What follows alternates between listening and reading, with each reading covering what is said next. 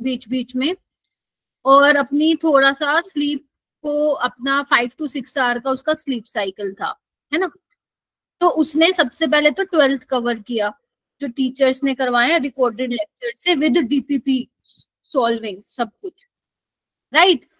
जब उसका वो कवर हो गया ना, फिर उसने क्या किया था, उसने 11th के रिकॉर्डेड लेक्चर्स देखे थे, वो भी डिटेल वाले। डिटेल वाले मतलब समझते हो, जो पूरा डिटेल में किसी ईयर में पढ़ाया है टीचर ने, वो वाले सारे देखे बैठ के, फिजिक्स के, केमिस्ट्री के, बायोलॉजी के। और उसने वो कवर की 11th अक्टूबर तक। और उसका जब स्कोर, पहले तो उसका स्कोर बहुत कम आता था टेस्ट में, लेकिन जैसे जैसे वो धीरे धीरे कवर करता गया, सिलेबस प्रॉपर तरीके से रिवाइज करता गया ना, तो उसका स्कोर एकदम बढ़ता। ठीक है। सो और वो, मैं बोलूंगी one of the best student में से एक निकला वो, राइट। तो मैं इसीलिए तुम लोगों को भी कहती हूँ, ये मत सोचा करो हमारा ये नहीं हुआ वो नहीं हुआ, हो जाएगा। बस एक बार रास्ता निकालने की जरूरत है बेटा, ठीक है, वो निकल जाएगा। और तुम तो स्टार्टिंग से पढ़ रहे हो, गुड तो इवनिंग तुम्हारा, सर। गुड इवनिंग, तुम स्टार्टिंग से पढ़ रहे हो। हाँ, उसका भी नीट का एग्जाम हुआ है, रिजल्ट अभी आएगा बेटा, है ना। All right. तो आप लोग प्लीज थोड़ा सा सीरियस होके पढ़ो। और मैं आपको एक चीज बता देती हूँ, अब तुम्हारा संडे को टेस्ट है उसका, पीरियोडिक क्लासिफिकेशन ऑफ चैप्टर का। काफी सारे बच्चे मेरे को डीपीपी उसकी दे रहे हैं। आज अपना हो गया थर्सडे, अब तुम जो आने वाले 2 दिन है ना, फ्राइडे सैटरडे, वो तुम पूरा का पूरा किस में लगाओगे, पीरियोडिक क्लासिफिकेशन में लगाओगे। क्या ये चीज समझ में आ गई। और जो बच्चा लेट आ रहा है ना, कल से मैं क्लास में एंट्री नहीं दूंगी उसको, और फिर मैं, मुझे मत बोलना मैम एंट्री क्यों नहीं दे रहे हो। समझ में आ गई। जो बच्चा लेट आ रहा है, मुझे क्लास में तुम 5-10 मिनट पहले चाहिए। All right. अभी भी 23 बच्चे हैं, 6 अभी भी गायब है, 5 या 6। ठीक, ठीक है जी। और क्लास में ये नहीं कि बस आके ऐसे बैठ जाओगे, you have to be super active in the class. ठीक है, चलिए।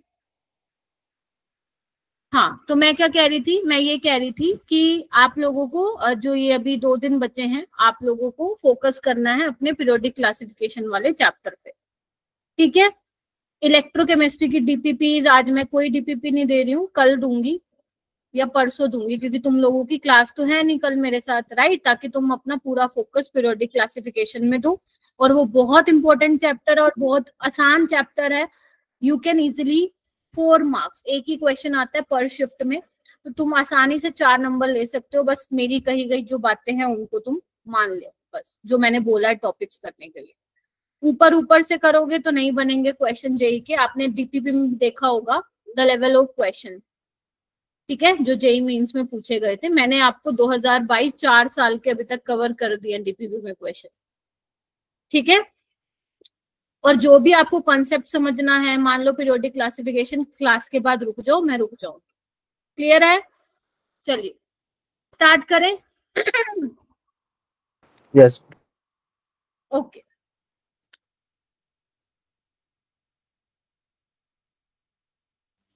ठीक है। श्रुति आ गई क्या? श्रुति आ गई है, ठीक है। चलिए स्टार्ट करते हैं मेरा बेटा। ऑल राइट, तो आज अपना एप्लीकेशन ऑफ कोलार्ज लो रह गया था अपना, है ना, थोड़ा सा रह गया था टॉपिक, लास्ट वाली सोलिबिलिटी वाली एप्लीकेशन रह गई थी, उसको कवर करेंगे। और आज हम इलेक्ट्रोलिसिस भी स्टार्ट कर देंगे, जिसमें हम फैराडेज लॉ जो है वो कवर करेंगे। Are you getting my point? अब आराम से बैठ जाओ शांति से, एंड देखना कि किस टाइप के क्वेश्चंस पूछे जाते हैं आप लोगों के, और फिर उसको सॉल्व करने की कोशिश करेंगे। हाई लेवल के क्वेश्चन भी बने हुए हैं इलेक्ट्रोलिसिस से, लेकिन पहले मैं आपको सिंपल क्वेश्चन कराऊंगी, जो जेई मेंस में सिंपल क्वेश्चन पूछे हैं। एकदम से हाई लेवल का कराया तो तुम थोड़ा सा वो हो जाओगे कि मैम इतना मुश्किल कैसे। तो धीरे धीरे धीरे धीरे स्टेप वाइज हम चलेंगे। Getting my point? और अब मैं क्या करूंगी, डीपीपी में थोड़े से हो सकता है मैं 1-2 एडवांस लेवल के भी क्वेश्चन डालूं, बट मैं मेक श्योर करूंगी जब उसका मैं सोल्यूशन भेजू तो खुद लिख खुद सॉल्व करके भेजूं या एक ऐसा सोल्यूशन भेजूं अगर तुमसे नहीं हुआ तो तुम उसको रेफर कर सको, क्योंकि मेरा बेटा क्लास होती है 1.5 घंटे की और जेई में आपको पता 10 शिफ्ट होती हैं, 2 बार होता है साल में, तो तुम खुद सोच सकते हो 20 शिफ्टों में कितने क्वेश्चन आते हैं और मुझे कवर करवाने 5 साल के, तो सारे क्लास में नहीं हो सकते, मुझे कुछ डीपीपीज में भी डालने पड़ेंगे। समझ रहे हो मेरी बात? तो इसीलिए डीपीपीज को सीरियसली लेना है आपको, ठीक है? ये सोच के करना है कि क्या पता एक क्वेश्चन, हाय गर्ल लेट हो गया बेटा, ठीक है, ताकि एक क्वेश्चन ऐसे करके उसको करना है कि क्या पता ये वाला इस टाइप का क्वेश्चन हमारे 2026 में भी बन रहा हो। और बेटा जितना मैंने देखा है ना पिछले 5-6 साल का एनालिसिस, क्वेश्चन रिपीट नहीं होता, कॉन्सेप्ट रिपीट होता है। 40 to 50% ऐसे क्वेश्चंस होते हैं, कॉन्सेप्ट रिपीट होता है, ठीक है? सो इसीलिए और अच्छे से पढ़ते रहो, ठीक है मेरा बेटा? तो दीज आर द टॉपिक्स जो मैं आज कवर करूंगी। एक अपनी लास्ट एप्लीकेशन रह गई थी, राइट? क्वेश्चंस कराने हैं, इलेक्ट्रोलिटिक सेल क्या होता है, इलेक्ट्रोलिसिस पे जाएंगे फिर, एंड देन फैराडेज लॉ पे जाएंगे। कल क्या करवाया था मैंने मेरा बेटा? कल मैंने Debye Huckel Onsager equation कराई थी, याद करो। Lambda M is equal to lambda naught M minus A root C. हाँ सुना दी कहानी भाई, और मुझे याद भी नहीं रिकॉर्डिंग ऑन थी या नहीं थी। थी क्या ऑन रिकॉर्डिंग उस टाइम? हम ऑन थी। अच्छा हाँ, फिर रिकॉर्डेड लेक्चर से देखना। ठीक है मैम। ओके। समीर है क्या क्लास में? हाँ, आज कौन बच्चा नहीं आया? 5 बच्चे एब्सेंट है, ठीक है, ऑल राइट। हाँ खोल के नहीं बोलेगा समीर, क्या नहीं माइक खोल बोलेगा? के बोलेगा। कौन नहीं बोलेगा? समीर दोस्त है तुम्हारा? मैम, उसके घर के पास ना जेल है तो वहाँ पे जैमर लगा हुआ है, इसकी वजह से वो माइक ओपन करके नहीं बोलता। अच्छा ऐसा ही है क्या समीर? अरे मैं तो फिर तुम्हारी आवाज ही नहीं सुन पाऊंगी पूरे साल। चलो कोई नहीं, कल ही 1-on-1 कॉल लगाती हूँ फिर। आ जाओ। तो ये हमने पढ़ा था lambda M is equal to lambda naught है, infinite limiting molar conductivity minus A root C, ठीक है? ए के बारे में बता दिया था, ठीक है? सी के बारे में बता दिया था, राइट? ग्राफ कैसे था? स्ट्रोंग का ये था, वीक का कैसे था? ये था। मैंने कहा था लिमिटिंग मोलर कंडक्टिविटी आप वीक इलेक्ट्रोलाइट के लिए नहीं निकाल पाओगे, है ना? तो अपन ने क्या यूज किया था? कोलार्श लो, ठीक है? कोलार्श लो हमने पढ़ा था, राइट और नो? बोलो। Yes ma'am. यस। ठीक है, बहुत ही बढ़िया। ठीक है, मनीषा आ गई क्या? Manisha? Yes ma'am. All right, ठीक है। तो हम यहाँ पे पहुंच गए थे, ठीक है? तो कुछ क्वेश्चन कर लेते हैं, 2 क्वेश्चन है, ये मैंने ग्रुप में भी सॉल्व करके भेजा था, राइट? याद आ रहा है? तो चलो एक बार इस क्वेश्चन को दोबारा देख लो और इसको सॉल्व करने का ट्राई करेंगे सारे बच्चे।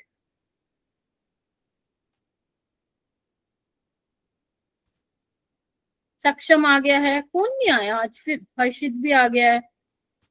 तो सुनिधि नहीं है। सुनिधि है ना सुनिधि? मैम अभी नहीं है। हम अभी नहीं है। ठीक है, चलो इस पे ध्यान दो। ऑल राइट, क्वेश्चन करो, ट्राई करो करने का।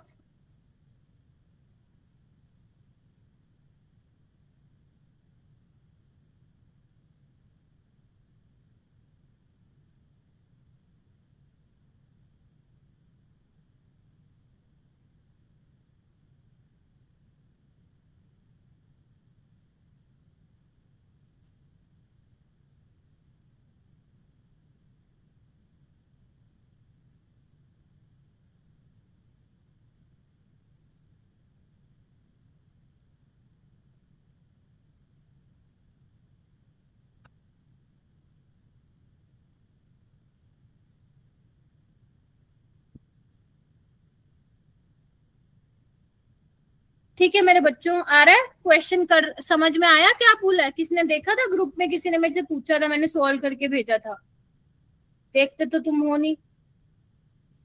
कम से कम 2 ग्रुप में एक्टिव रहो, एक तो वो जो तुम्हारे लिंक आता है प्लस डाउट सोल्विंग ग्रुप वाले में, बाकी सारे की नोटिफिकेशन म्यूट कर दो जब तक जेई क्लियर नहीं हो जाता तुम्हारा। आ जाओ इधर।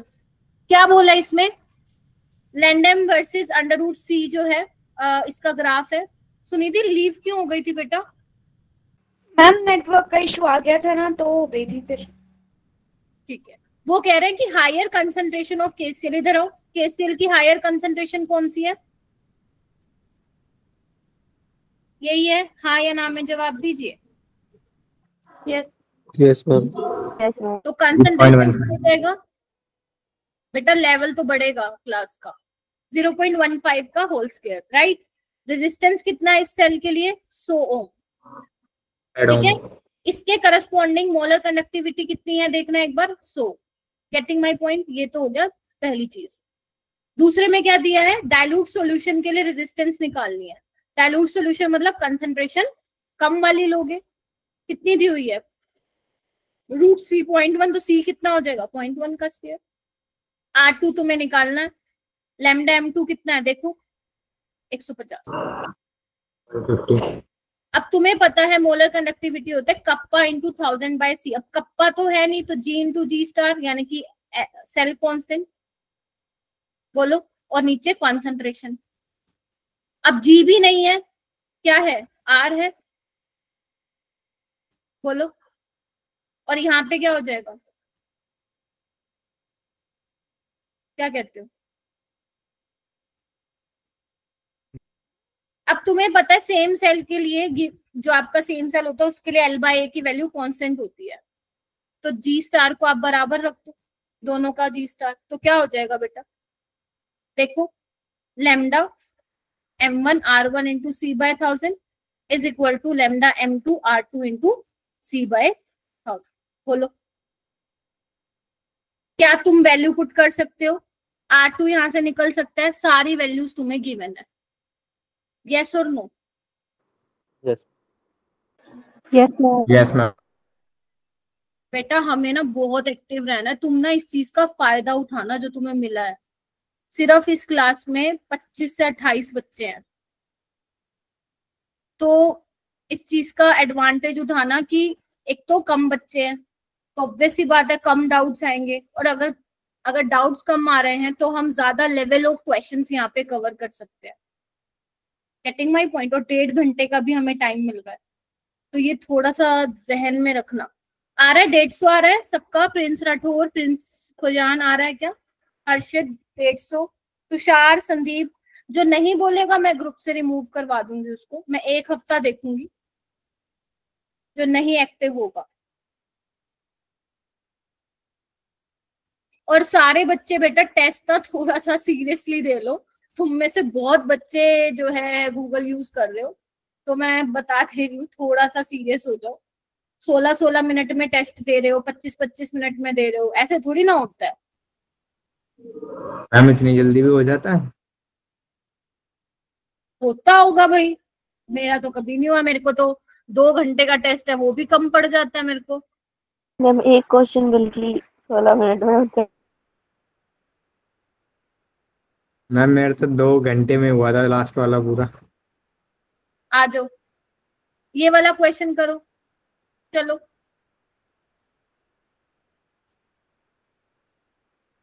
कम से कम 1.5-2 घंटे तो बैठो, अगर 2 घंटे का टेस्ट है तो।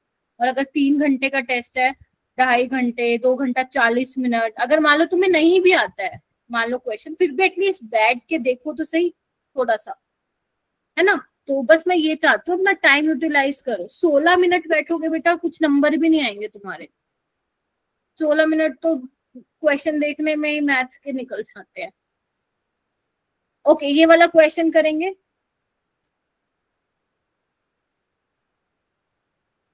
Done, very good.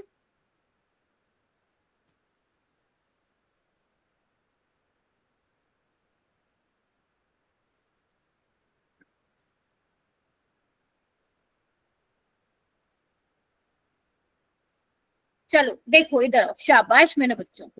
देखो आपको molar conductivity versus concentration under root concentration का ग्राफ दे रखा है, हमें पता ही है ये होता है।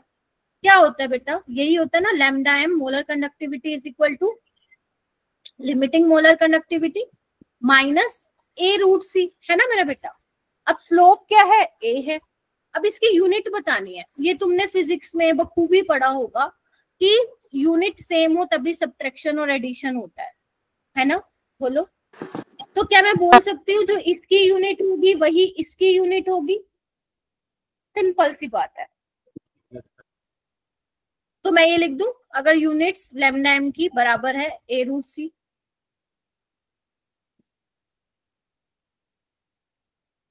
तो यहाँ पे ए क्या हो जाएगा, ये हो जाएगा, बस सोल्व कर लीजिए इसको। आ रहा है ए, साइमन सेंटीमीटर स्क्वायर पर मोल हो जाएगा ये, और ये मोल पर लीटर का अंडर द रूट हो जाएगा। तो बस इसको सोल्व कर लेना, डी तुम्हारा आंसर आ भी जाएगा। हो गया आरुष, संदीप, तुषार, यस मैम। रिया, वेरी गुड मेरा बेटा, बहुत बढ़िया। ठीक है, चलिए ध्रुवी, हो भी गया? Yes ma'am. ठीक है, हाँ बेटा बोलो। मैम वैसे ए है क्या? ये किसने पूछा? अच्छा सुमित आपने पूछा है। ए भूल गए, कल बताया था। इसमें आपने लिखा था कि नेचर ऑफ सॉल्वेंट पे ए डिपेंड आपकी करता है। कांस्टेंट है, राइट, जो कि किस पे डिपेंड कर रहा था, nature of solute, nature of solvent और टेम्परेचर पे डिपेंड कर रहा था, राइट। मैम इसकी कोई पर्टिकुलर वैल्यू होती है ना, इसमें ये बेसिकली डिपेंड करता है, आपको ये तो मैंने बता दिया था। आपको इलेक्ट्रोलाइट देखना पड़ेगा, मैंने शायद लिखवाया भी था कि सेम टाइप ऑफ इलेक्ट्रोलाइट के लिए ए की वैल्यू सेम होगी, बट अगर if you use different type of electrolyte वहां पे ए की वैल्यू डिफरेंट होगी। कई कई बुक्स में ए की जगह कोई और नोटेशन भी दे रखी है, गेटिंग माई पॉइंट, तो उससे कंफ्यूज मत होइएगा। इस कांस्टेंट नहीं है फिर से बोलो। मैम, जनरल लेन नहीं है इसका कुछ? अच्छा नाम नहीं नहीं नहीं नहीं, आप क्योंकि ए को किसी और चीज से भी डिनोट कर रखा है ना, तो आप इसको ए बोलोगे। अब ए किस पे डिपेंड करता है वो मैंने आपको ऑलरेडी बता दिया है, ठीक है जी। तो ये थोड़ा सा ध्यान रखिएगा। चलो आगे, चलिए ये वाला क्वेश्चन ट्राई किया था घर पे,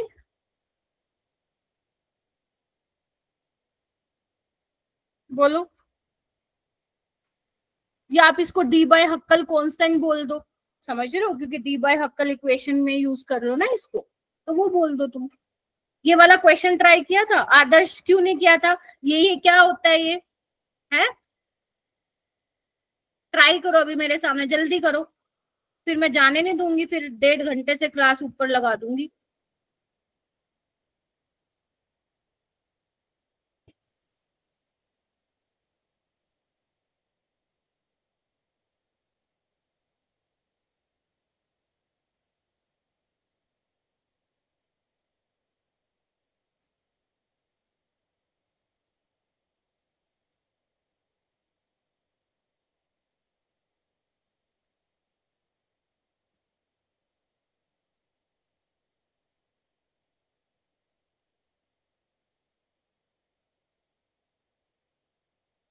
आर्यन कैसे करेंगे इसको?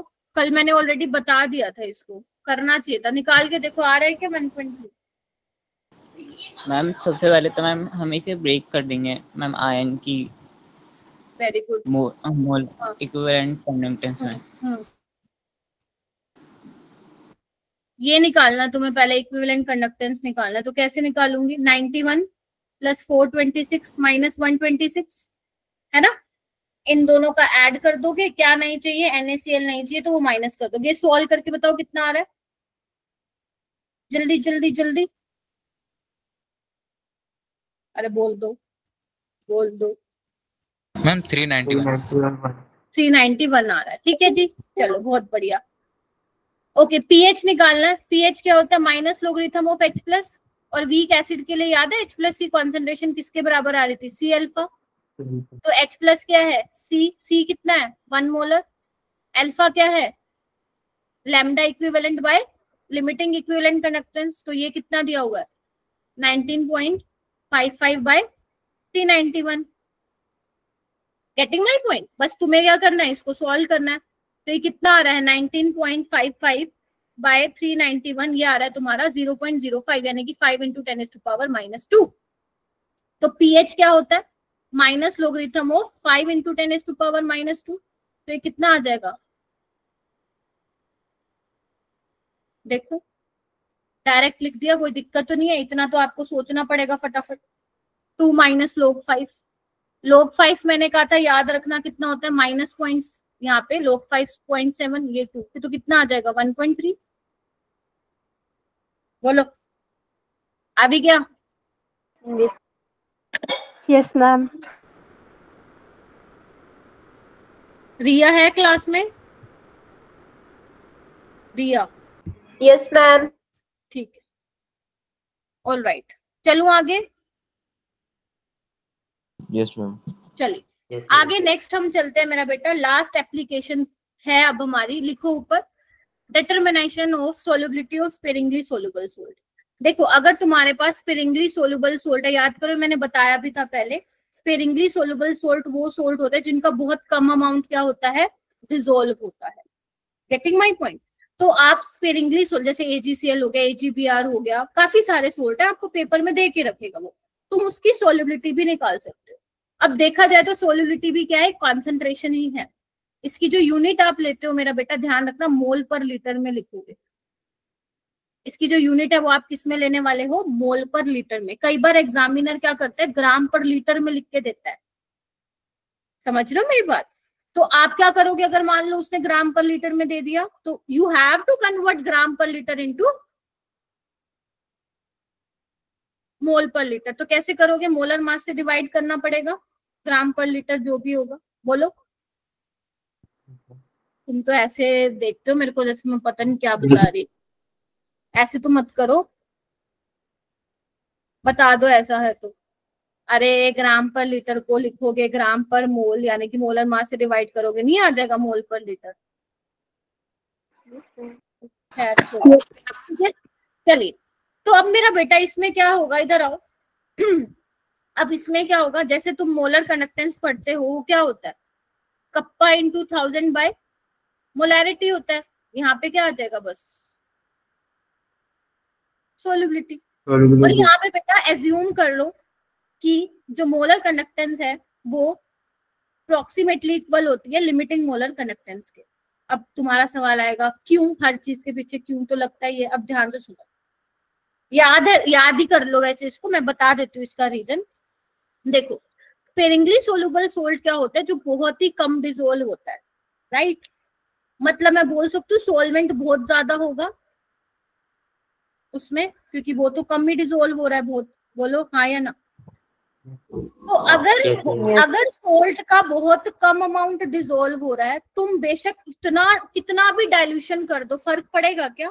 सोच के देखो, हो ही नहीं रहा। No ma'am. मान के चलेंगे कि भाई ना के बराबर चेंज हो रहा है। अब ना के बराबर चेंज हो रहा है तो मैं ये वाली चीज अब बोल सकती हूँ कि molar conductivity is equal to या approximately equal to limiting molar conductivity, हाँ या ना? तो यहाँ पे मैं ये लगा दूं, ठीक है? ये मैं क्यों करा रही हूँ, क्योंकि जेई 2023 में एक क्वेश्चन आया था इस वाले टॉपिक से, वैसे नहीं आया, 2023 में आया था, तो इसीलिए we have to cover this topic. और आसान है, मुश्किल नहीं है। अच्छा, थोड़ी सी और बात करते हैं मेरा बेटा। अगर मैं थोड़ा सा 11th में तुम्हें रिकॉल करवाऊं, तो तुमने देखा होगा, सुना होगा या पढ़ा होगा कि अगर मैं AX/BY जनरल सोल्ट ले लेती हूँ तो तुम उसको डिसोसिएट कैसे कराओगे? ऐसे कराओगे ना, ऐसे कराओगे। तो अगर मान लो इसकी सोल्युबिलिटी S है, तो इसकी कितनी सोल्युबिलिटी हो जाएगी, XS, और इसकी कितनी हो जाएगी मेरा बेटा, YS। तो KSP क्या हो जाएगा, बोलो? कंसंट्रेशन ऑफ AY प्लस की पावर X, ध्यान रखना जो कोफिशिएंट में होता है वो पावर में आता है, और ये क्या हो जाएगा, XX की पावर X, YS की पावर Y। बोलो हाँ या ना? तो ये क्या आ जाएगा, X की पावर X, Y की power Y, S raise to the power X plus Y। हाँ रूश बोल बेटा। मैम जी XS और YS कैसे आया? मेरा बेटा हम सोल्युबिलिटी, ये आपका बेसिकली क्या है, लेट से मान लो कोई स्पेरिंगली सोल्युबल सोल्ट है, ठीक है, ऑलराइट, तो एक बार बताओ, अगर इसकी सोलिबिलिटी एस है तो ये कितना बनेगा, एस एस बनेगा, बट ये इसके कितने मोल्स दिख रहे हैं तुम्हें, एक्स और वाई, तो ये कितना बनेगा, एक्स एस और वाई एस बनेगा, यस और नो, यही तो करते हैं ना हम लोग, तो मैम वही इसकी से ही आया। सॉल्युबिलिटी है। Yes, S is a solubility, Ksp is solubility product. Yes ma'am, मतलब x A Y positive ion की सॉल्युबिलिटी है। फिर से बोलो, मैम ये एक्स एस क्या ही है, ये भी सॉल्युबिलिटी है। एस सोलिबिलिटी है, क्योंकि उसका एक्स मोल डिसोसिएट हो रहा है ना, तो इसलिए यहाँ पे एक्सेस आया। Yes ma'am. मैम हाँ बोलो, पावर में y-1 लिखा है, कहाँ पे, X A Y and plus Y भी एक्स में। X A raise to the power Y plus Y B raise to the power X minus. अरे ऐसे देख लो ना, अगर तुम्हें इसमें कंफ्यूजन हो रही है, इधर आओ, मान लो मेरे पास AB2 सोल्ट है, इसको कैसे लिखते हो तुम, ऐसे लिखोगे ना, बोलो। मैम चार्ज है ये, हाँ फिर से बोलो, मैम चार्ज है, plus minus charge. A plus या Y प्लस, वाई प्लस और ये बी एक्स माइनस, ये चार्ज है। X कोफिशिएंट है A का, Y B का कोफिशिएंट है, Y प्लस A के ऊपर चार्ज दिख रहा है कैटाइनिक वाला, और X माइनस B के ऊपर दिख रहा है, ठीक है। ये ठीक है। देखो ना, इसको कैसे लिखोगे तुम AB2 को, बताना एक बार गौरव आरुष, ऐसे ही तो लिखोगे ना, A2 plus 2B negative, so that overall charge neutralise हो, जितना पॉजिटिव है उतना नेगेटिव है, वही तो लिखा मैंने। तो अगर मान लो मेरे को इसके लिए KSP लिखना हो तो कैसे लिखोगे, x की पावर x, x क्या है, कोफिशिएंट है, यहाँ तो एक ही है तो 1 की पावर 1, y की पावर y यानी कि 2 की power 2, s raise to the power 1 plus 2, तो कितना हो जाएगा 4s क्यूब, हाँ या ना। तो अगर तुम्हें सोलिबिलिटी निकालनी है तो कैसे निकालो, बोलो क्या कहते हो। ये सब चीजें कहाँ पढ़ चुके हो तुम, आयनिक इक्विलिब्रियम में पढ़ चुके हो, सिर्फ मैं एक बार रिकॉल करवा रही थी। लिख लोगे प्रिंस, दोनों प्रिंस लिख लोगे, आदर्श लिख लोगे, संदीप तुषार लिख लोगे, क्या लिखना पड़ेगा, रिया सुनिधि श्रुति, बेटा 11 का थोड़ा तो आएगा बीच में, यस ठीक है, मैम। ओके। उसके अलावा मेरा बेटा यहाँ पे एक चीज और लिखो, जगह नहीं है क्या, कहाँ लिखवाऊं, एक काम करो यहाँ लिख लो, यहाँ लिख लो, तुम लोग उसके नीचे लिखोगे, मैं यहाँ पे लिख रही हूँ, ठीक है बेटा। जैसे तुम्हें याद है मैंने लिखवाया था, mass of solution mass of solute और सोलवेंट के बराबर होता है, याद है। तो ऐसी जो तुम्हारी कंडक्टेंस होती है ना, कंडक्टेंस ऑफ सोल्यूशन, वो किसके बराबर होती है, एडिटिव प्रॉपर्टी होती है, तो सोल्यूट प्लस सोलवेंट। और ऐसे ही कप्पा जो होगा सोल्यूशन का, वो किसके बराबर होगा, बोलो, सोल्यूट प्लस सोलवेंट। तो अगर मान लो तुम्हें कप्पा बोला हुआ है सोल्यूट का, तो आपको क्या करना पड़ेगा, सोल्यूशन के कप्पा में से माइनस करना पड़ेगा सोलवेंट के कप्पा को, समझ में आया। अभी मैं क्वेश्चन करवाऊंगी, ठीक है। और स्पेरिंगली सोल्यूबल सोल्ट के लिए अभी मैंने बताया था, जो सॉल्वेंट होता है वो ज्यादा होगा सोल्यूट से। क्या ये वाला पॉइंट लिख लिया है तुम लोगों ने, अभी मैं इसको बताती हूँ करना क्या है। Yes. कई बार क्या होगा बेटा, क्वेश्चन में तुम्हें सोल्यूट का कप्पा पूछेगा, सॉल्यूशन और सॉल्वेंट का देगा, बट कई बार ऐसा होगा वो सॉल्वेंट का कप्पा नहीं, मतलब सॉल्वेंट की कंडक्टिविटी नहीं दे रहा है। अगर किसी क्वेश्चन में सॉल्वेंट की कंडक्टिविटी वो नहीं दे रहा है, तो तुम सॉल्यूशन के ही कप्पा को क्या मान के आओगे, सोल्यूट का कप्पा मान के आओगे। गेटिंग माई पॉइंट और नोट। मैम कैसे, अभी मैं एक क्वेश्चन के थ्रू इसको समझाती हूँ, चलूं आगे। वो स्लाइड दिखाना जो आपने अभी पहले जिस पे लिख रहे थे, दिखा रही हूँ, ये लो,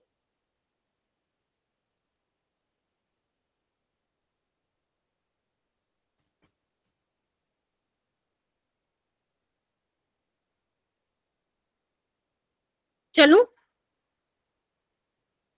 यस मैम। Yes ma'am. चलिए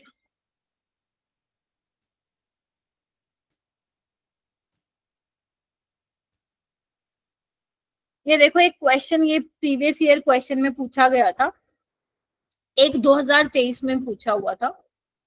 देखो पढ़ने की कोशिश करते हैं इसको। Conductivity of a solution is found to be इतना, कप्पा कितना दे रखा है बेटा, बोलो सारे बच्चे, लिखो अपनी नोटबुक में, क्या कहते हो, दिया हुआ ये। आयनिक कंडक्टेंस कितना दिया हुआ है इनफाइनाइट सॉल्यूशन पे इतना, तुम्हें सोल्युबिलिटी निकालनी है, क्या होता है कप्पा इंटू 1000 बाय सोल्युबिलिटी, तो सोल्युबिलिटी क्या हो जाएगी, kappa into 1000 by limiting molar conductivity, yes और नो। यस। मोलर कंडक्टिविटी, इनकी मोलर कंडक्टेंस की वैल्यू दे रखी है, कंफ्यूज मत होना आयनिक वर्ड से। तो क्या है, कप्पा की वैल्यू आपको दे ही रखी है, हाँ मैम दे रखी है, 1000 दे रखा है मैम, और ये क्या हो जाएगा, ऐड कर दो कितना आ जाएगा, 7 6 13, 138.2, बोलो 3 0 नीचे, कितना आ गया मेरा बेटा ये 10⁻⁻5 आ गया। सारे बच्चे निकाले। देखो मैं फिर बोल रही हूँ, आपको जो मैं क्लास में क्वेश्चन कराती हूँ वो ये नहीं कि मैम ने करा दिया आ गया, वो नहीं आया आपको, ठीक है। तो सबसे पहले आपको ये जरूर अपने हाथ से निकालने हैं क्वेश्चंस, ये तो मैं करवा रही हूँ ना, आप ये देखो क्या आप भी कर पा रहे हो क्या उसको। अगर जो क्वेश्चन नहीं कर पा रहे हो स्टार मार्क करते जाओ, क्योंकि जब आप नोट्स रिवाइज करोगे ना, नोट्स रिवाइज आने वाले टाइम में तो भूल जाओगे सब। तो जिसपे स्टार मार्क कर रखा होगा उन क्वेश्चन को दोबारा आप ट्राई करोगे, नहीं तो ये भूल जाओगे, अरे क्या कराया था मैडम, जम्मा निकल गया। क्योंकि बेटा टॉपिक इतने इजी नहीं है, ये थोड़े से ध्यान रखने वाली चीजें हैं, तो वहां पे रिवीजन की बहुत आपको जरूरत पड़ेगी। तो मैं पहले ही बता देती हूँ 1 जून को सॉल्यूशन चैप्टर का टेस्ट है, ठीक है। अभी जो पीरियोडिक क्लासिफिकेशन का होगा टेस्ट, उसके बाद जो संडे आएगा सॉल्यूशन चैप्टर का टेस्ट है तुम्हारा, पहला टेस्ट ग्रेड 12th का, बहुत अच्छे से देना है तुम्हें। आ जाओ, चलो ठीक है। तो यहाँ पे तुम्हारा जो कंडक्टेंस वाला पोर्शन है वो होता है खत्म। अब मैं चलती हूँ आगे इलेक्ट्रोलिटिक सेल पे। तो क्या होता है भाई इलेक्ट्रोलिटिक सेल, बताओ बोलो। मैम जो इलेक्ट्रिकल एनर्जी को केमिकल में चेंज करता है। वेरी गुड, शाबाश, बिल्कुल सही पकड़ा है। मैम उसमें एक्सटर्नल करंट की जरूरत पड़ती है। वेरी गुड, शाबाश, बहुत सही पकड़ा है। नॉन स्पॉन्टेनियस रिएक्शन होती है। अरे वाह भाई वाह। देखो मैंने जब आपको पढ़ाया था ये चैप्टर, तो मैंने कहा था एक आपका जो इलेक्ट्रोकेमिकल सेल है, या तो हो सकता है वो कौन सा एक आपने पढ़ा था इलेक्ट्रोकेमिकल सेल और ये इलेक्ट्रोलिटिक सेल, ठीक है। गैल्वेनिक सेल में क्या था याद करो, गैल्वेनिक सेल में आपका स्पॉन्टेनियस रिएक्शन हो रही थी, याद करो, ठीक है। उसमें केमिकल रिएक्शन से इलेक्ट्रिसिटी प्रोड्यूस हो रही थी, जबकि यहाँ ऐसा नहीं है। यहाँ पे क्या होगा, इलेक्ट्रिकल एनर्जी किसमें चेंज होगा, केमिकल एनर्जी। यस। तो पहले आपको electrical energy, electrical current provide कराना पड़ेगा, जब वो आप प्रोवाइड कराओगे तो ही आपकी केमिकल रिएक्शन होगी, यानी कि you have to supply external electricity, yes और नो। और जो वो आप एक्सटर्नल इलेक्ट्रिसिटी जो आप डायरेक्ट करंट जो बेसिकली सप्लाई कर रहे हो, वो डायरेक्ट करंट करेगा क्या, जो आप यहाँ पे इलेक्ट्रोलाइट ले रहे हो, लेट से NaCl ले रहे हो, ध्यान रखना NaCl या तो मोल्टन लोगे या फिर वो एक्वस लोगे, है ना। मोल्टन बोले तो उसको लिक्विड स्टेट में लेके जाना है with the help of temperature, और एक्वस बोले तो उसको आप सोलवेंट में डाल दो, गेटिंग माई पॉइंट, ठीक है। और ध्यान रखना जब NaCl मोल्टन में लोगे तो कुछ और मतलब लाइक कुछ और कहानी होगी, जब एक्वस लोगे कुछ और कहानी होगी। तो दोनों हम डिस्कस करेंगे, है ना, राइट। अगर NaCl सॉलिड में लोगे तो इलेक्ट्रिसिटी कंडक्ट नहीं होगी। Getting my point or no? Saksham हो क्लास में? सक्षम? Yes ma'am. हाँ। आदर्श? Yes ma'am. अलग? ऑल राइट, समझ में आ गया। तो अब मैं क्या बोल रही हूँ, जो इलेक्ट्रिक करंट सप्लाई करोगे उससे क्या होगा, सबसे पहले तो NaCl टूटेगा किसमें, Na+ और Cl नेगेटिव में, ठीक है। यस, तभी तो क्या कर रही हूं मैं, इलेक्ट्रिक करंट सप्लाई करा रही हूँ ना। तो ये NaCl को क्या करेगा, किसमें तोड़ेगा, Na+ और Cl नेगेटिव में, क्योंकि जब तक वो आयंस में ब्रेक नहीं होंगे रिएक्शन नहीं होगी। तो जैसे ही वो आयंस में ब्रेक होंगे फिर क्या करेंगे, अब आपको पता आयंस है पॉजिटिवली चार्ज और नेगेटिवली चार्ज, अब वो क्या करेंगे, कैथोड और एनोड की तरफ जाएंगे, राइट। कैथोड पे आपको पता ही है क्या होता है, बोलो, रिडक्शन। और एनोड पे ये चीज कॉमन है, एनोड पे क्या होता है, ऑक्सीडेशन। करंट का फ्लो कहाँ से कहाँ होगा, यहाँ पे एनोड से कैथोड, और उसका क्या बोलते हैं, इलेक्ट्रॉन का फ्लो कहाँ से कहाँ होगा, cathode to anode. Cathode to anode. तो यानी कि अगर आपको रिएक्शन करानी है तो आपको पहले इलेक्ट्रिसिटी, एक्सटर्नल इलेक्ट्रिसिटी प्रोवाइड करवानी पड़ेगी, तभी रिएक्शन होगी। इस तरीके से ही ये काम भी करेगा। यस सुमित? मैम इसमें करंट तो जो है कैथोड से एनोड में जा रहा है। कहाँ जा रहा है कैथोड से एनोड में? मतलब हम पॉजिटिव टर्मिनल तो एनोड की साइड है ना? नहीं, एनोड यहाँ पे, अच्छा हाँ, एनोड यहाँ पे पॉजिटिवली चार्ज होगा और कैथोड यहाँ पे नेगेटिवली चार्ज होगा, ठीक है। करंट मेरा बेटा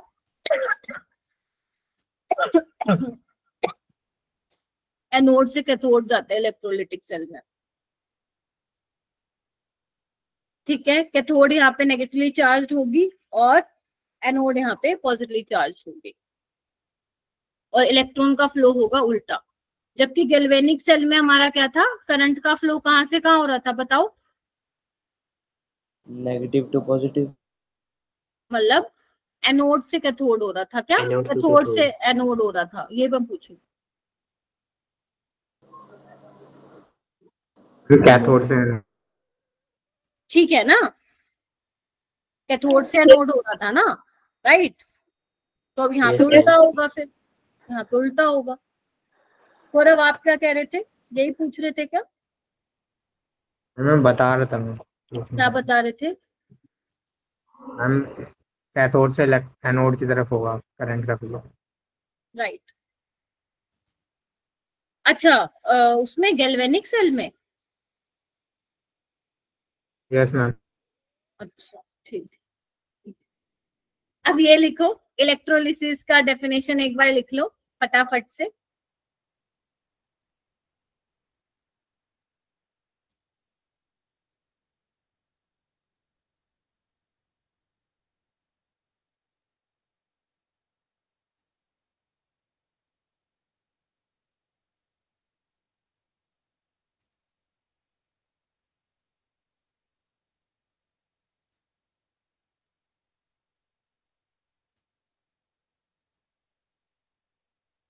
लिख लिया? क्या बोल रहा है ये?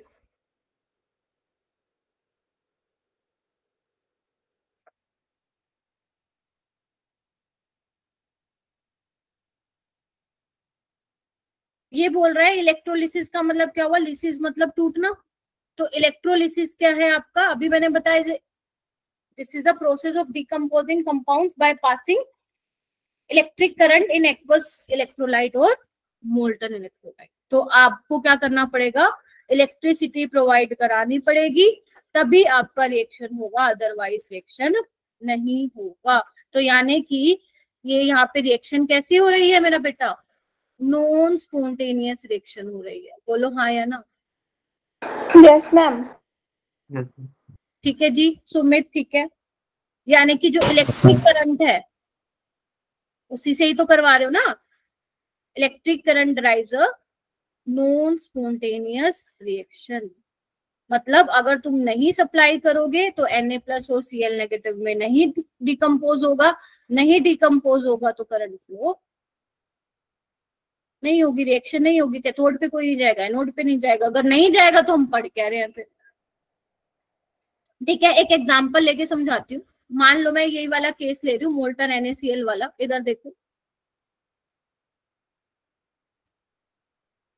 ठीक है, ये आपका क्या है, एनोड और कैथोड। ठीक है, अब NaCl है मेरा बेटा, किस में टूट रहा है बोलो? Na+Cl। Na+Cl-। अब जो Na+ है क्या करेगा, वो एक इलेक्ट्रॉन लेगा और किस में कन्वर्ट होगा, Na सॉलिड में। यस और नो? यानी कि Na+ का क्या होने वाला है, रिडक्शन होने वाला है। यानी कि Na+ किसकी तरफ भाग के जाएगा, कैथोड की तरफ। Cl- का क्या होने वाला है, ऑक्सीडेशन। यानी कि वो किसकी तरफ भागने वाला है, एनोड। यानी कि ये मैंने लिखा है कैथोड पे, और एनोड पे क्या होगा, ऑक्सीडेशन। यस। तो यानी कि Na डिपॉजिट होगा कैथोड पे और Cl2 गैस लिबरेट होगी, बोलो, एनोड।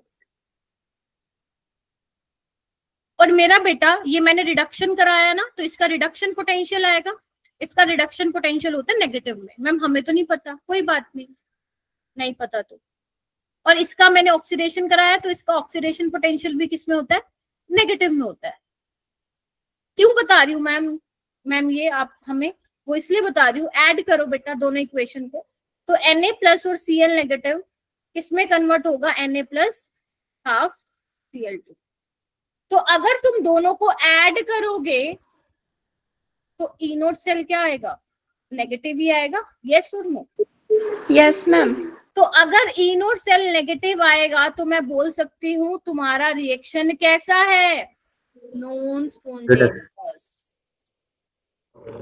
अब समझ में आया कि why electrolysis of molten NaCl is a non spontaneous process. तो ये उसका यस मैम। बता दिया मैंने तो। Yes ma'am. ठीक है, लिख लिया इसको, एक बार फटाफट से लिख लो। यानी कि तुम एक पॉइंट लिख सकते हो, इतना लिख लिया। यहाँ पे तुम लिख सकते हो कि एक्सटर्नल इलेक्ट्रिसिटी इज रिक्वायर्ड। और आज ना क्लास के बाद कोई भी नहीं जाएगा, मेरे को कुछ बातें भी पूछनी है तुम लोगों से, to carried out the reaction.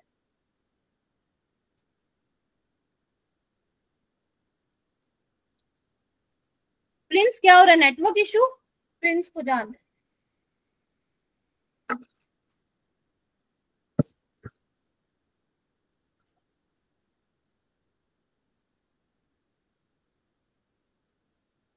बात बन गई, गिव मी थम्स अप। बात बन गई, give me thumbs up. Very good Sandeep, नैतिक, गौरव, सुनिधि, आरुष, राहुल, पलक, सुनिधि। एक एक बच्चा एक ही बार कृपया करके दीजिए थम्स अप। तुषार है क्लास में?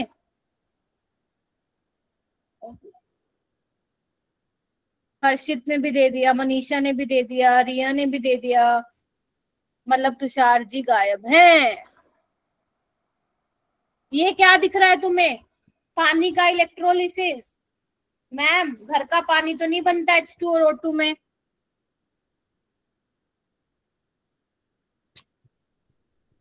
लेकिन ये तो बन रहा है, ठीक है।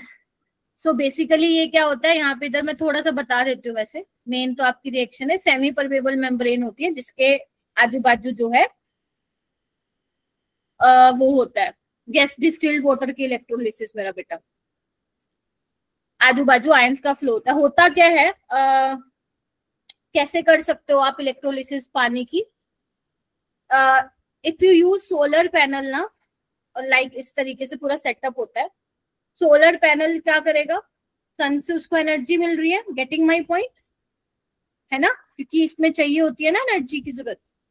तो एनर्जी से, जिसकी वजह एनर्जी मिल रही है उसको, सोलर पैनल को, जिसकी वजह से ये पूरा प्रोसेस हो रहा है। H2 गैस अलग निकलती है। तुम गूगल पे भी अगर किसी का इंटरेस्ट आ रहा है ना तो तुम लोग गूगल पे भी सर्च कर सकते हो इलेक्ट्रोलिसिस ऑफ वाटर, ठीक है। H2 और O2 आपको मिल जाती है। आपको याद है जब कोविड हुआ था तो उस टाइम पे लाइक ऑक्सीजन की बहुत कमी हो रही थी, है ना, है ना। तो इसी तरीके से जो है आपके क्या कहते हैं ऑक्सीजन प्रोड्यूस कर जा रही थी और हॉस्पिटल में भेज रहे थे। वो H2 नहीं चाहिए थी, उसको साइड में कर दे रहे थे और ऑक्सीजन को टैंक में लेकर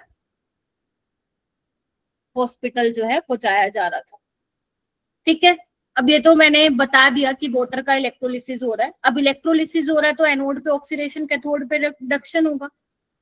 इसकी रिएक्शन आप लोगों को पता होनी चाहिए क्योंकि जब आगे मैं न्यूमेरिकल कराऊंगी वहां पे काम आएगा। तो मेरा बेटा जब एनोड पे ऑक्सीडेशन होता है तो रिएक्शन क्या होता है, ध्यान रखना। एनोड पे आपकी क्या होती है, O2 गैस लिबरेट होती है। किस तरीके से होगी देखो, बैलेंस देख लो, है ना रिएक्शन, देखो सारे बच्चे ध्यान से। और कैथोड पे क्या लिबरेट होगा, बोलो, H2 गैस।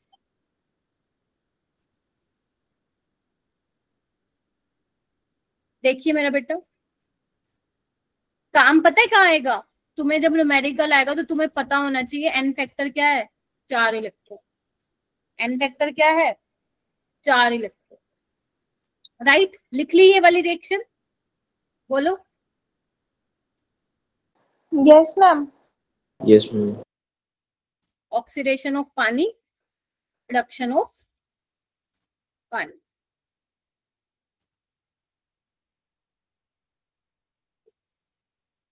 ऑल राइट, अब नेक्स्ट हम चलेंगे फैराडेज लॉ। अभी मैंने क्या बताया है, अभी मैंने सिर्फ ये बताया इलेक्ट्रोलिटिक सेल क्या है, करंट की डायरेक्शन, इलेक्ट्रॉन की डायरेक्शन।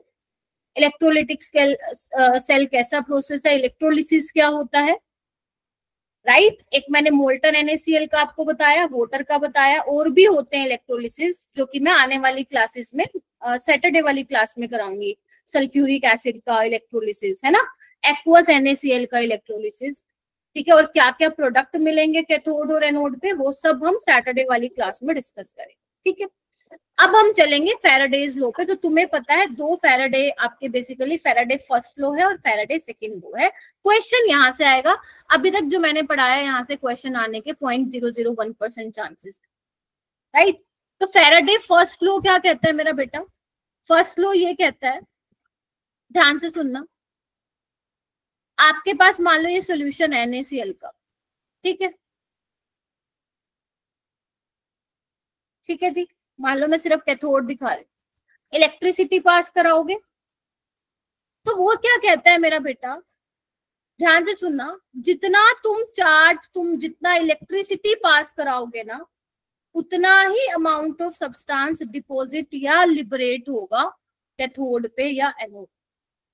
क्या समझे, इलेक्ट्रोलिटिक सॉल्यूशन जो तुमने लिया है, जितना तुम उसमें चार्ज पास कराओगे उतना ही सब्सटेंस क्या होगा, उतना ही सब्सटेंस क्या होगा, डिपॉजिट या लिबरेट होगा। डिपॉजिट मतलब समझ गए, अगर सॉलिड सब्सटेंस है तो वो जमा हो जाएगा, अगर गैस है तो वो एस्केप आउट यानी कि लिबरेट हो जाएगी।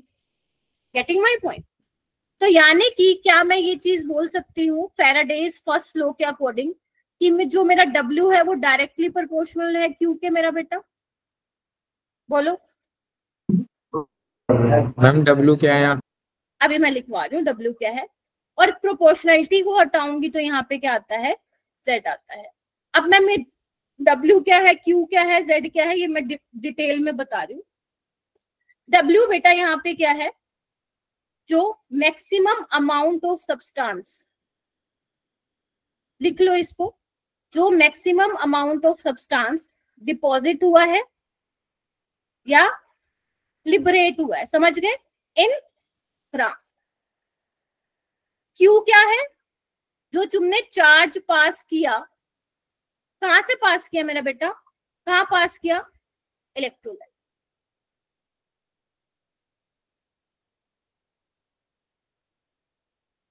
नहीं बेटा, जब तुम चार्ज पास कराओगे, जिसने भी मेरे से क्वेश्चन पूछा है, तो आयंस का क्या होगा, मूवमेंट होगा ना टूवर्ड्स कैथोड या एनोड। Getting my point. तो या तो वो कैथोड पे डिपॉजिट या लिबरेट होगा या फिर एनोड पे होगा। तो डिपॉजिट एंड लिबरेट वर्ड आप यूज करोगे यहाँ। Getting my point. और Z क्या है यहाँ पे मेरा बेटा? Z है यहाँ पे इलेक्ट्रोकेमिकल। L कहाँ है? L नहीं है। L कहाँ है? ये डायरेक्टली प्रोपोर्शनल है। वो L लग रहा था। डायरेक्टली प्रोपोर्शनल है, यहाँ पे देख लो ना। Z क्या है मेरा बेटा? इलेक्ट्रोकेमिकल कांस्टेंट इक्विवेलेंट है। नहीं, नाम है भाई इसका, इलेक्ट्रोकेमिकल मैम।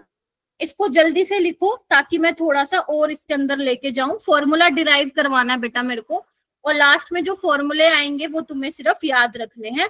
डेरिवेशन कैसे आई नहीं याद रखोगे तो भी चलेगा। ठीक है जी, बोलो हाँ या ना? Yes ma'am. Yes ma'am. बहुत बढ़िया, आ भी जाओ।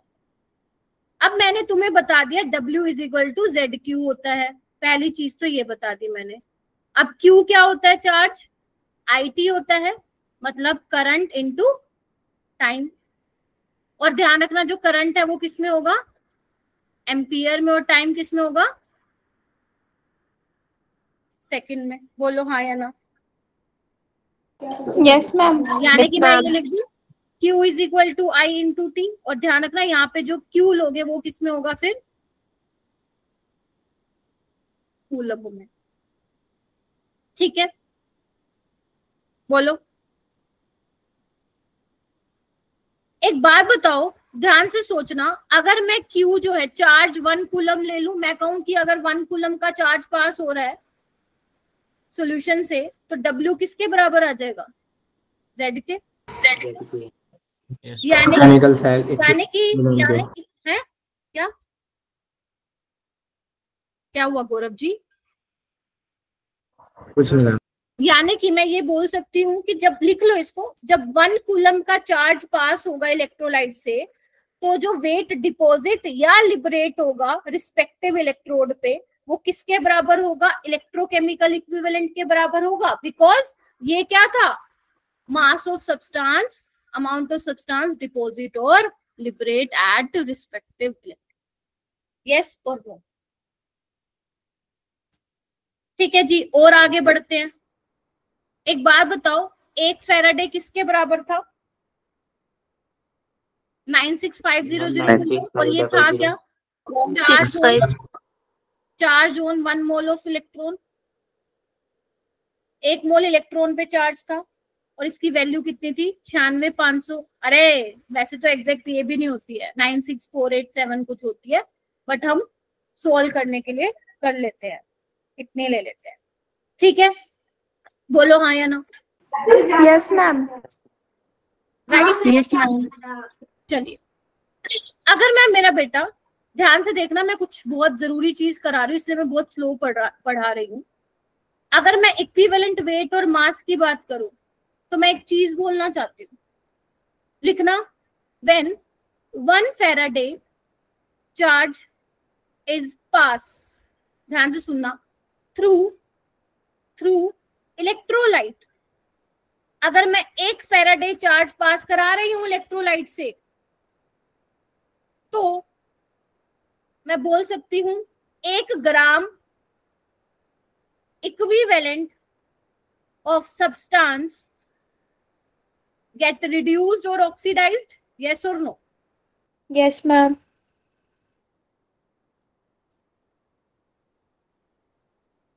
किस पे? कैथोड और या एनोड, है ना? बोलो।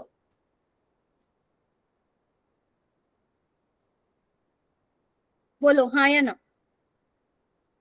और तुम्हें पता है, थोड़ा सा रिडॉक्स में घुस रही हूं मैं, टेंशन नहीं लेना। नंबर ऑफ ग्राम इक्विवेलेंट्स क्या होते थे मेरा बेटा? याद करो। नॉर्मेलिटी क्या होती थी? Number of gram equivalents by volume of solution in litre. जैसे मोलैरिटी होती थी number of moles of solute bye volume of solution in litre. तो नंबर ऑफ ग्राम इक्विवेलेंट क्या होगा? Given mass by equivalent mass. बोलो हाँ या ना?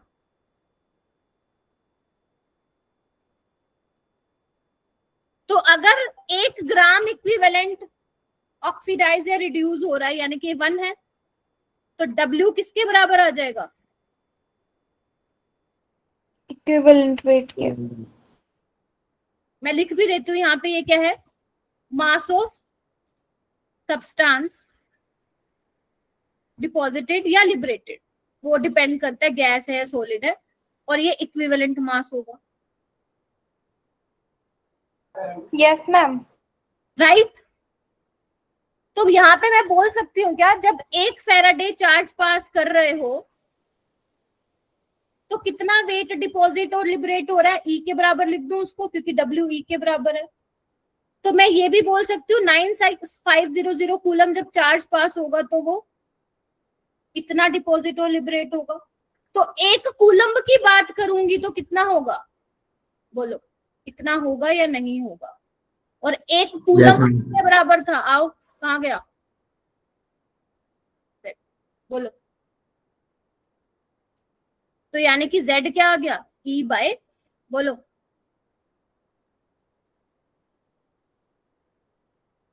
और इक्विवेलेंट मास होता क्या है, molar mass by N factor. क्या कहते हो,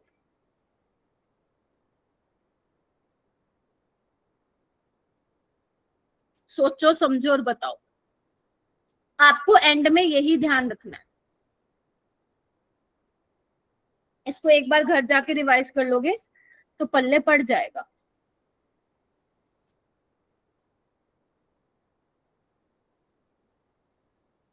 ठीक है, अब देखो जितने मैंने तुम्हें फॉर्मूले बताए कैसे लिखोगे, उसको जगह बनानी पड़ेगी। चलो बनाते हैं जगह, आ जाओ। पहला मैंने क्या लिखवाया, W is equal to Z Q, yes और नो। दूसरा Z IT, और Z क्या है, इक्विवेलेंट, इधर आओ, equivalent weight by 96500 into I into T। और क्या है, W is equal to molar mass by N factor, क्योंकि इक्विवेलेंट वेट वही होता है 96500 I इंटू T। बोलो यस और नो। Yes ma'am. ठीक है, और अगर मान लो तुम मोलर मास को नीचे ले आते हो, ऊपर देखो कलर चेंज कर देती हूँ मैं, अगर मोलर मास को नीचे ले आते हो, वेरी गुड गर्ल, आज तो बड़ा अच्छा रिस्पॉन्स आ रहा है भाई, यस मैम चल रहा है। तो given mass by molar mass क्या होता है, नंबर ऑफ मोल्स। तो नंबर ऑफ मोल्स किसके बराबर आ गए, I into T N factor into 96500। बोलो। तो मैंने 1 2 3 4 5 से 6 फॉर्मूले आपको बता दिए हैं, और इन्हीं को ही घुमा घुमा के यूज करके हम न्यूमेरिकल्स की प्रैक्टिस करने वाले हैं। तो कौन कौन से फॉर्मूले हो गए, इधर आ जाओ। एक तो और आपको पता हो ना चाहिए कौन क्या है, रट्टा मारोगे तो गया क्वेश्चन।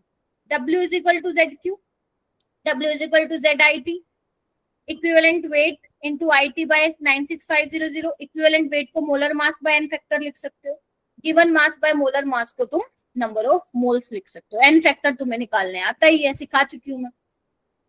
ठीक है, टोटल पॉजिटिव चार्ज या नेगेटिव चार्ज आप इलेक्ट्रोलाइट का देख लो। गिव मी थम्स अप अगर इतनी बातें आपको जमी है, फिर मैं क्वेश्चंस पे आती हूँ ताकि उससे क्लैरिटी हो कि ये सब क्या कैसे यूज करोगे क्वेश्चंस में।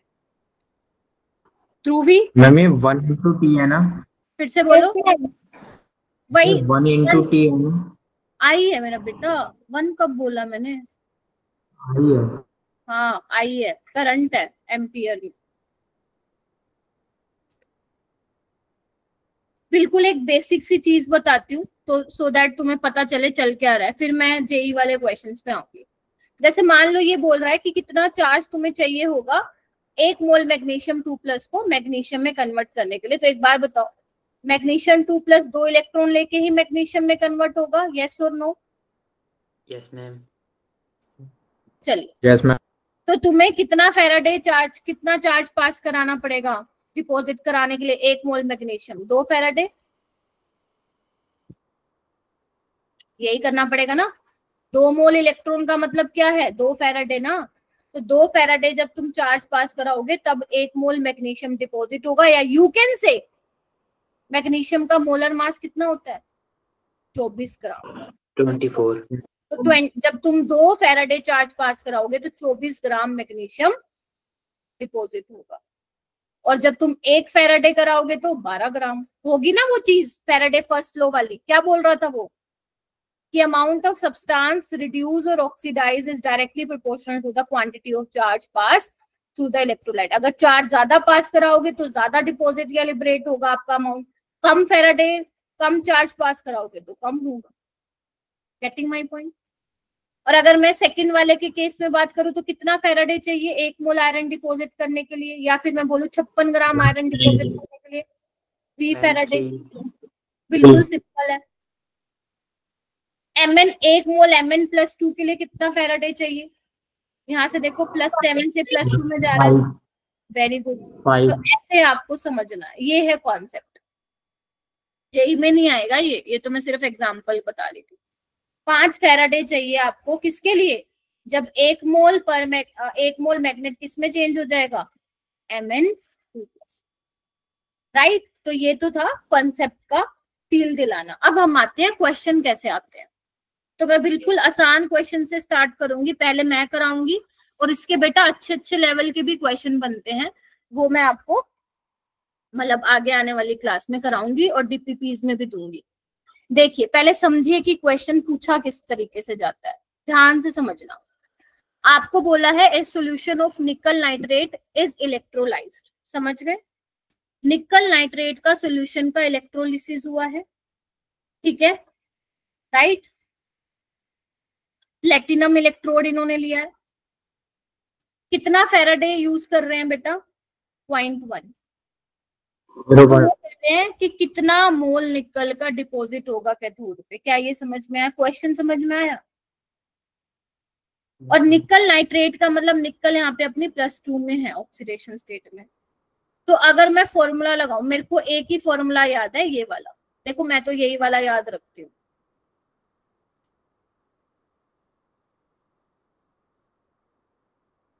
ठीक है, बोलो। तो ये क्या हो जाएगा, इक्विवेलेंट वेट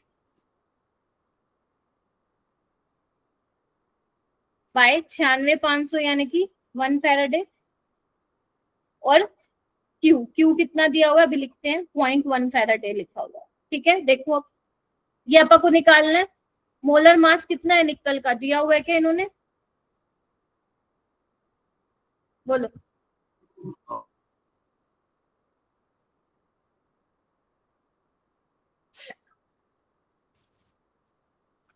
नहीं दिया हुआ, कितना होता है निकल का, 54। चेक करो, निकल आयरन का नहीं मेरा बेटा, निकल का। निकल का एटॉमिक नंबर तो कितना होता है उतना, 28,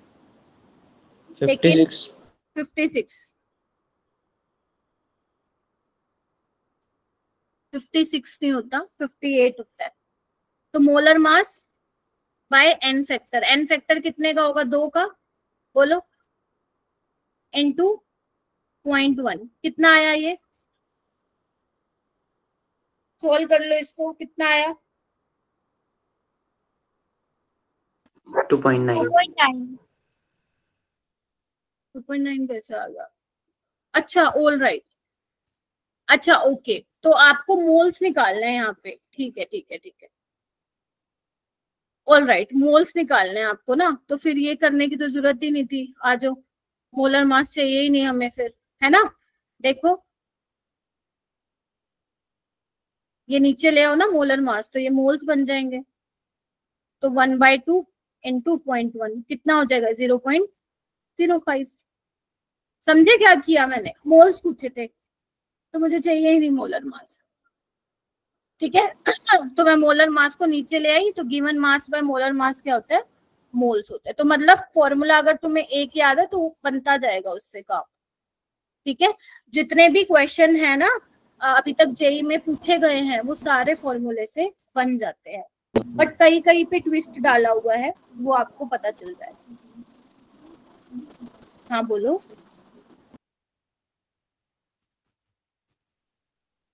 क्या ये क्लियर हुआ, कोई अरे क्या बोल रहे हो, कुछ समझ नहीं आ रहा।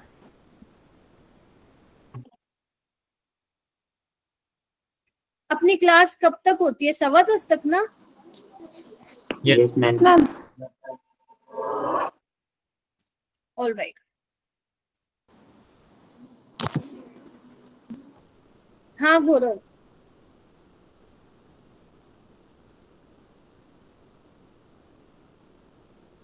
नहीं मैम कुछ नहीं पूछा।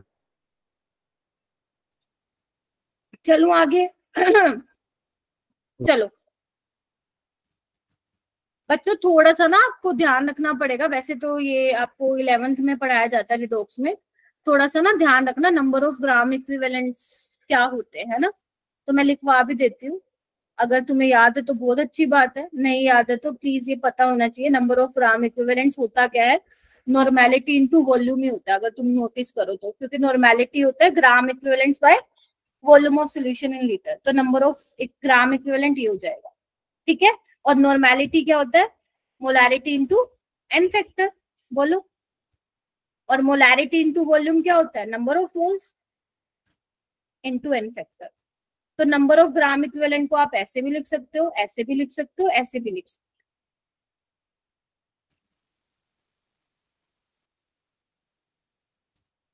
ठीक है, चलो एक क्वेश्चन हो गया। दूसरे टाइप का देखो कैसे पूछते हैं क्वेश्चन। क्वेश्चन रीड करो और मेरे को बताओ कैसे होगा।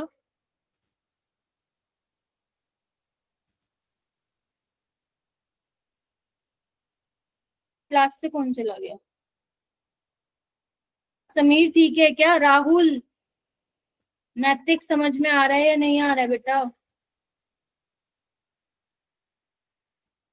Yes ma'am. एफर्ट मारने पड़ेंगे बेटा, जिसको मुश्किल लग रहा है।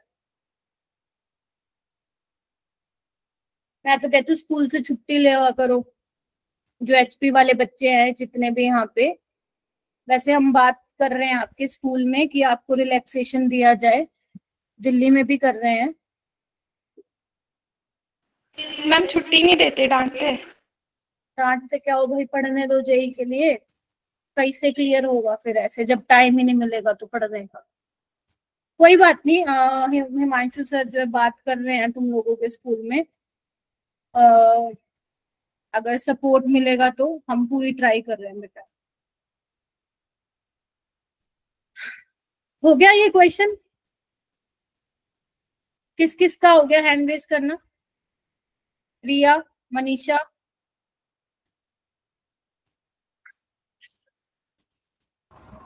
बेटा मेरे को ना जितने बच्चे बैठे हैं ना आज इस क्लास में, मुझे सबका सिलेक्शन करवाना है। आप समझ रहे हो? मेरा एक भी बच्चा नहीं छूटना चाहिए इस बैच से।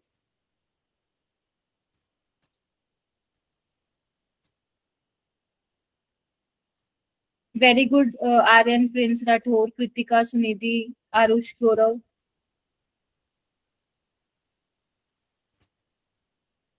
बाकी और बच्चे हैंड रेस करो।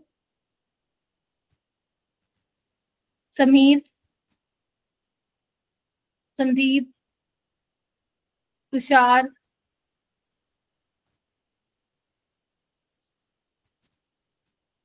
श्रुति।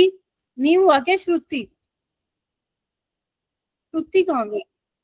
मैम जी नहीं हुआ। क्यों? फॉर्मूला नहीं लगाया? श्रुति फॉर्मूला क्या लगाओगी बताओ तुम मेरे को। फॉर्मूला क्या बताया मैंने, मेरे को बताओ एक बार। W इक्वल्स टू Z बस पता है तुम लोगों को, फिर घबरा क्यों रहे हो?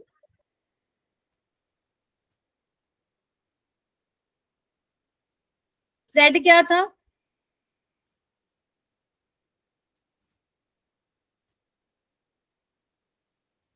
है ना? आपको बोला जब इलेक्ट्रिसिटी पास की AlCl3 सॉल्यूशन से तो कितना एल्यूमिनियम डिपॉजिट हुआ मेरा बेटा? 13.5। मोलर मास कितना होता है एल्यूमिनियम का? 27। एन फैक्टर क्या होता है मेरा बेटा? 3। Very good. और Q तुम्हें निकालना है, तो कितना आ जाएगा? 1.5। आ भी गया?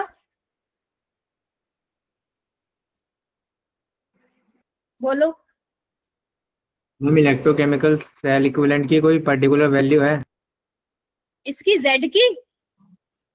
हाँ। नहीं, जेड को आप इसकी टर्म्स में लिखोगे तभी तो डिराइव करवाया इतना, ठीक है। क्योंकि आप जैसे जैसे इलेक्ट्रोलाइट चेंज करोगे उसका इक्विवेलेंट चेंज होता जाएगा, फिर जेड की वैल्यू भी फिर करस्पॉन्डिंग चेंज होती जाएगी मेरा बेटा, ठीक है।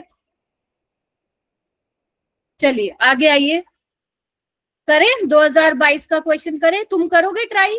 चलो करो मेरा बेटा, तुम करो बेटा, वो ज्यादा तुम्हें बेनिफिट मिलेगा उस चीज का। करो, जो समझ में आ रहा है, गलत पलत, लेकिन ट्राई करो।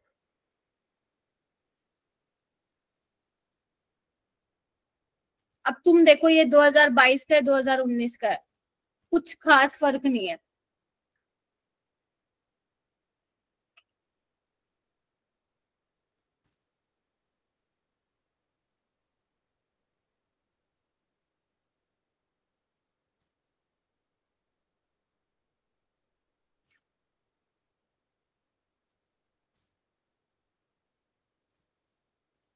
जिसका नहीं हुआ है वो हाथ नीचे कर लीजिए। कौन सा बच्चा नहीं है क्लास में? सुमित हो रहे हैं question? Yes ma'am. Great. Prince Rathore हो रहे बेटा? यस दिल्ली में क्या अभी भी मौसम खराब है क्या? यस मैम, ना हवा अभी तेज ठीक। है। प्रिंस हो रहे हैं? Prince खोजान?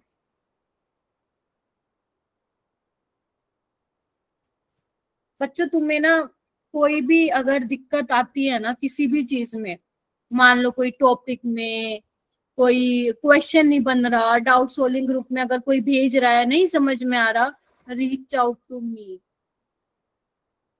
I will revert within 2 to 3 hours। अगर देखो बिजी हुई तो 2-3 घंटे, वरना अगर फ्री हुई उस टाइम अवेलेबल हुई तो उसी टाइम भी रिप्लाई करूँ। लेकिन आपको क्वेश्चन तो करना है।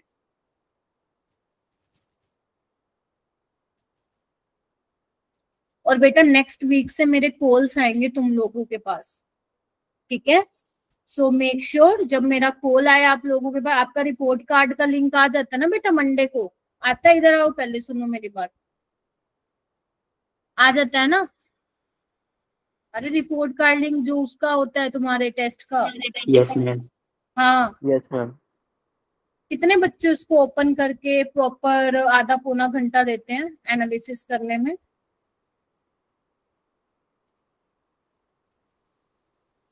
मनीषा क्लास क्यों लीव कर दी थी बेटा? अभी करवाया फिर से। ओनली 7 स्टूडेंट्स जो हैं देखते हैं ये नंबर ना। मेरे को 20 जितने बैठे हैं वो क्लास में 25 बच्चे, मुझे दिखना चाहिए कि जब मैं तुम्हें कॉल करूँ ना और मैं मान लो किसको रिया को फोन कर रही हूँ कि रिया केमिस्ट्री में तुमने इतने % पेपर किया है, इतने गलत कर रखे हैं, इस टॉपिक से गलत कर रखे हैं, तुम्हारे पास एक वैलिड रीजन होना चाहिए। तो सिर्फ टीचर पढ़ाएगा नहीं, टीचर तुम्हारे और भी चीजें देखेगा।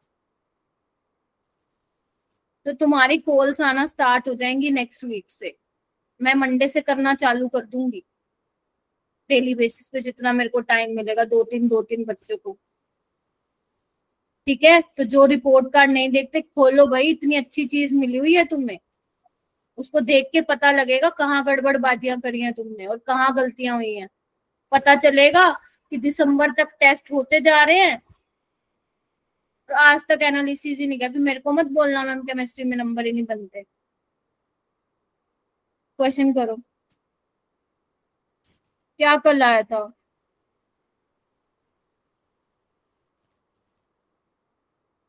करा ये किसी ने क्वेश्चन? आया किसी का आंसर? यस मैम आ गया। यस मैम आया है। कितना आया? Ma'am 10 minutes. Ma'am 10 minute. 10 minute आया है?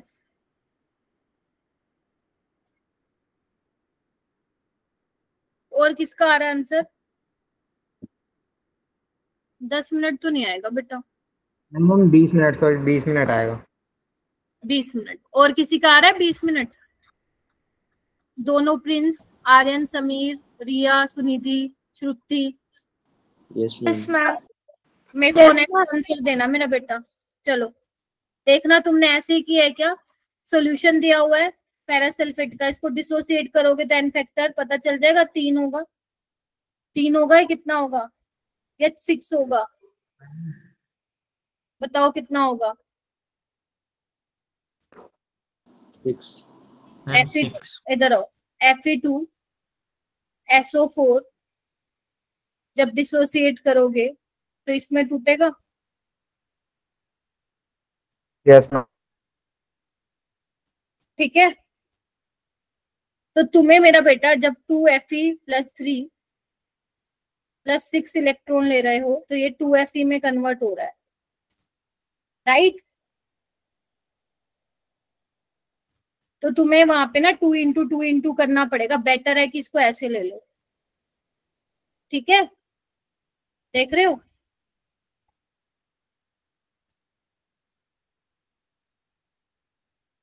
समझ रहे हो? क्योंकि फिर अगर तुम 6 लेते हो ना तो 6 फैराडे जब पास कर रहे हो तो आपको 2 × 56 ग्राम करना पड़ेगा। Getting my point? तभी आप ये ले लो, 1 मोल के लिए ले लो। चलो अब स्टार्ट करते हैं। Equivalent weight by 96500 I × T। कितना मास डिपॉजिट हुआ है? 0.3482। मोलर मास कितना है? 56 बाय एन फैक्टर। करंट कितना है? 1.5। ध्यान रखना जो टाइम आएगा यहाँ पे सेकंड में आएगा। कितना आ रहा है?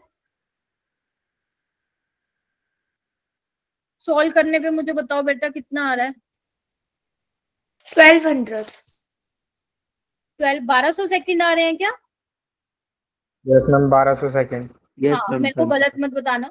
लेकिन आपको मिनट में चाहिए तो 60 से डिवाइड करना पड़ेगा तो ये आ जाएगा। Yes ma'am, 20 minute. किस किस का आ गया 20 मिनट? हैंड रेज करो एक बार।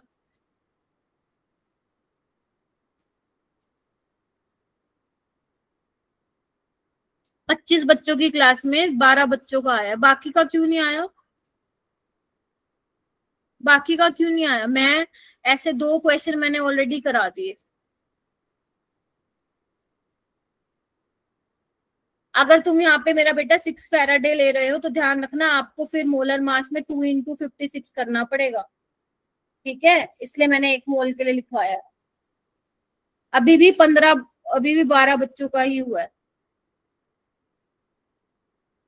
गर्व नहीं हुआ?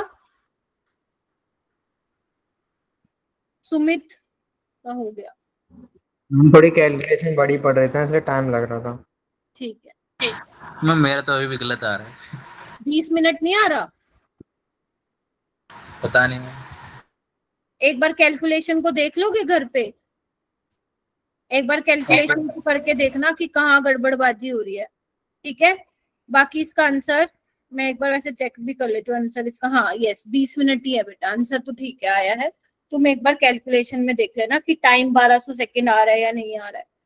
एक अच्छे लेवल का और क्वेश्चन करें, आ जाओ। ये भी जेई का है बट ईयर मुझे ऑनेस्टली याद नहीं है। देखो ध्यान से सुनना, बहुत अच्छा क्वेश्चन है, हाथ नीचे कर लीजिए। How long A current of 2 ampere? 2 ampere का करंट कितने टाइम तक तुम पास करोगे सिल्वर नाइट्रेट के सॉल्यूशन से, सो दैट जो मेटल सरफेस है डिपॉजिट होगा ना सिल्वर, तो उसकी जो एरिया और थिकनेस है वो तुम्हें दे रखी है। डेंसिटी तुम्हें दे रखा है। फॉर्मूला क्या लगाओगे? बोलो क्या लगाओगे फॉर्मूला? यही लगाओगे?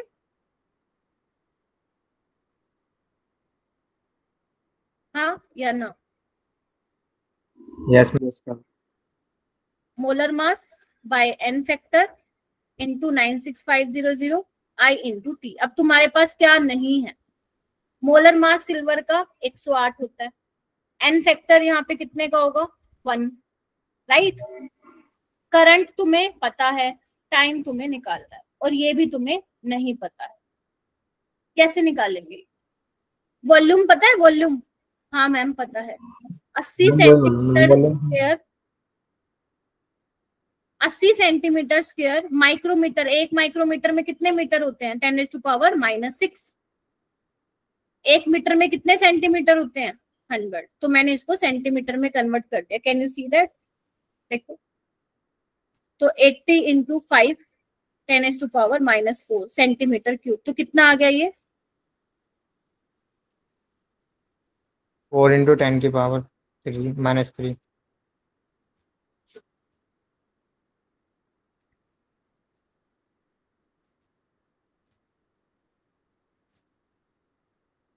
ठीक है, ये कितना आ गया? 8 5 40 और एक 0 आएगी यहाँ पे 400। ठीक है, कुछ गलत तो नहीं हो रहा ना? हाँ नहीं, ठीक है। तो ये कितना आ जाएगा? -2। बोलो 4 × 10⁻⁴ आ गया? मैम उसका मोलर मास कितना होता है AgNO3 का? AgNO3 का नहीं, सिल्वर का चाहिए ना मुझे। 108 होता है, बताओ। ठीक है, अब वॉल्यूम है, डेंसिटी है, मास निकाल लोगे। 4 × 10⁻⁻2 10.8 कितना आ जाएगा? 43.2 × 10⁻⁻2 आ जाएगा। बोलो क्या कहते हो? यस। अब तुम्हें कुछ नहीं करना, वैल्यू पुट करनी है। करे पुट, तुम मेरे को बताते जाना। W कितना है? इतना। Molar mass 108 by n factor into 96,500। Current 2 ampere. Time निकल जाएगा। बताओ मेरे को कितना आ रहा है?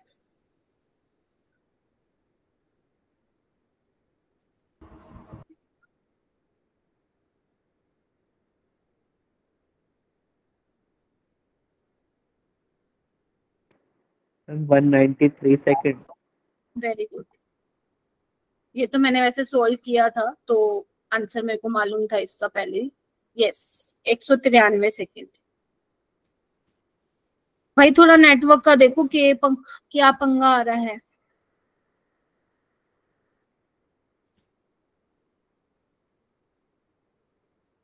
आ गया? चलो, बहुत बढ़िया, शाबाश मेरा बेटा। एक ना 2025 में आया था, बड़ा ही प्यारा सवाल है वो। अभी मैंने हालांकि यहाँ क्लास में नहीं दिया। उसमें क्या किया था, गैल्वेनिक सेल और इलेक्ट्रोलिटिक सेल को मिला के क्वेश्चन था। तो मैं कल क्लास में करवाऊंगी क्वेश्चन। कल है ना अपनी क्लास? नहीं, शनिवार को है, उसमें कराऊंगी। क्योंकि टीपीपी में दिया, फिर तुम मेरे से वैसे भी डाउट पूछोगे उस क्वेश्चन का। बेटा ये वाला टॉपिक ना थोड़ा सा अच्छा टॉपिक है, नया टॉपिक है। यहाँ से क्वेश्चन भी आया हुआ है 1-2 बार। एक बार एडवांस में आया था, एक बार जेई में मेंस में आया था। 193 सेकंड राहुल। तो करंट एफिशिएंसी वाला टॉपिक एनसीईआरटी में नहीं है। अब ये करंट एफिशिएंसी होता क्या है, इसको ईटा से डिनोट करते हैं। देखो मेरा बेटा, होता क्या है, जितना तुम चार्ज पास कर रहे हो ना बैटरी से, मान लो तुम लेट्स से 6 फैराडे का चार्ज पास कर रहे हो। जरूरी नहीं है कि वो सारा का सारा चार्ज यूज हो रहा है डिपोजिशन और लिबरेशन के लिए, उसमें से उससे कुछ कम ही यूज हो रहा होगा। Getting my point? क्योंकि कभी भी एफिशिएंसी 100% नहीं आती। Getting my point? अगर तुम मान लो 7 फैराडे का चार्ज पास करा रहे हो सकता है उसमें से 5 फैराडे यूज हो सकता है उसमें से 6 फैराडे यूज हो।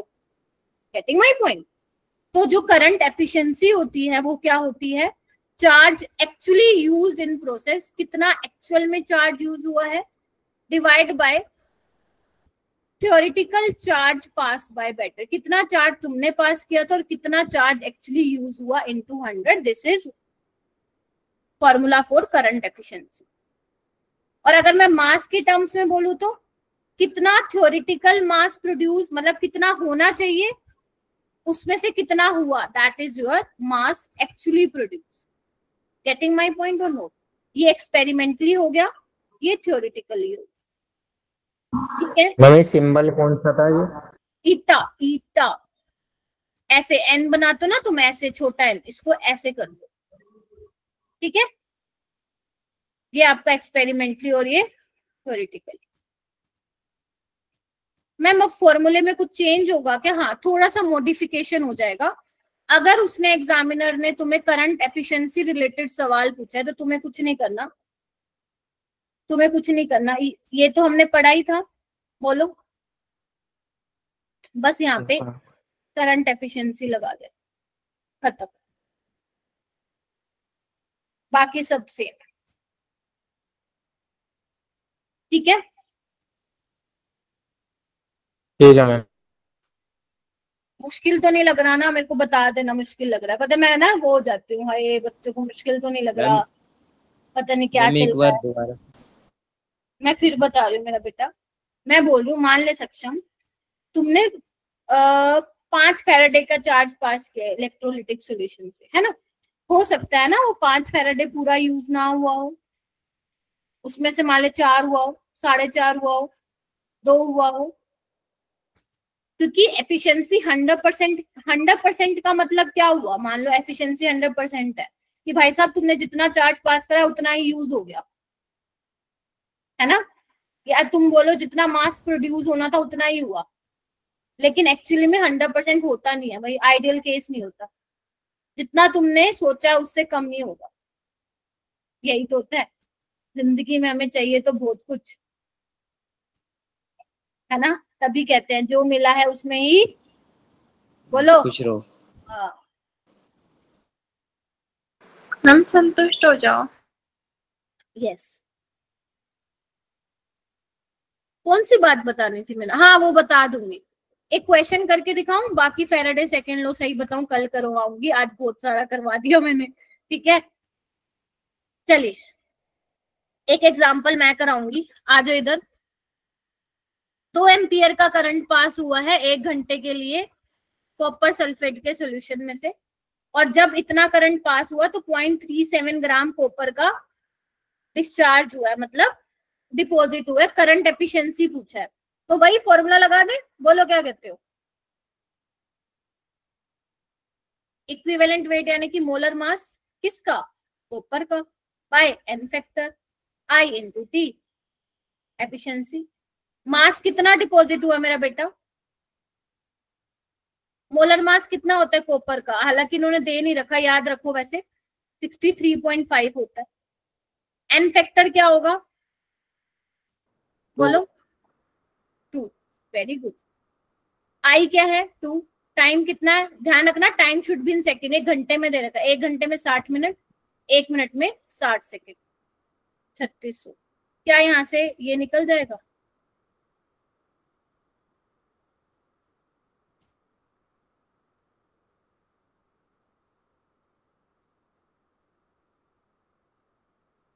बस बेटा छोड़ रही हूँ। 26.1 आएगा इसका आंसर, एक बार देख भी लो, चेक भी कर लो। एक बार मैं करूं क्या, क्या हो जाएगा?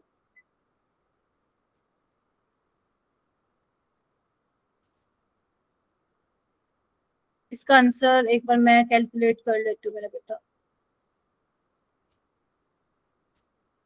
ये आएगा 612, अच्छा 3600 है ना? ये आ रहा है बेटा, नीचे आ रहा है 22860, और अगर मैं इसको 0.24 भी ले सकते हो ताकि कैलकुलेशन आसान हो जाए, क्योंकि वैसे भी मल्टीपल एमसीक्यू है।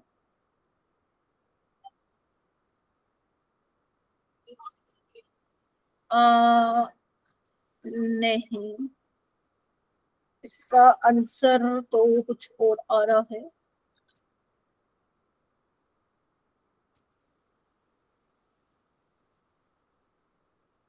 ओ अच्छा अच्छा अच्छा, अरे अरे गलती कर दिया अपन एक बेटा, 96500 तो लिया ही नहीं नीचे, है ना? तभी मैं सोचू यार ये कैसा अजीब सा आंसर आ रहा है। अब कर लेना, 16 हो जाएगा बेटा।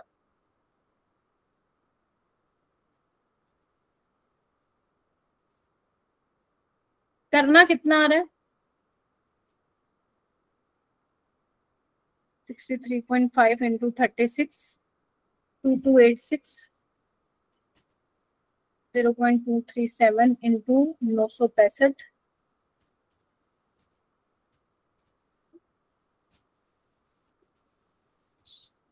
बेटा ये आएगा तुम्हारा, इसको सॉल्व करने के बाद 0.10, और जब तुम परसेंट में निकालोगे तो आएगा 10%। ठीक है, सॉल्व कर लेना इसको। ठीक है जी,